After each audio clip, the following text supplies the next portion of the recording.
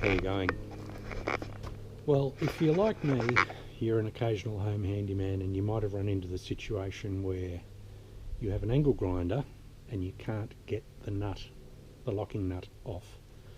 I've got a couple of angle grinders. They're just cheap ones from Bunnings here in Australia, the Ozito brand. And my bigger one, this is it here, had a locking nut that was jammed. And I tried everything. I looked up on YouTube different techniques, WD-40. I actually, and I'll go and show you what actually happened to the little standard spanner, what happened to it from the kit that Bunnings give you. This is the little one they give you. You know, it's got two little lug nuts on it. And if you look at that, I actually twisted it. It ended up bent. That's how much force I was applying to it. I got a couple of friends to help me. One of them to hold the locking button here. I was trying to apply force to the nut. None of that worked. So everything that I tried, nothing worked.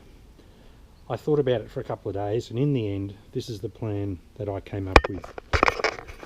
I marked up on the locking nut what I thought would be a suitable large size hex. I marked it up with a marker, and I got out my metric socket set. I got the largest socket out that I could find. Notice these have got these fantastic rounded internal bit of kit rather than the sharp hexagonal. These work fantastically. So I got in with my other little angle grinder. I had my big angle grinder here with things marked with black pen. I used a couple of little clamps here to just hold this, to stop this from spinning. And then I cut with my angle grinder into a rough hexagonal shape, put my metric kit on it, and I only had to put really relatively light pressure on it, and off she came.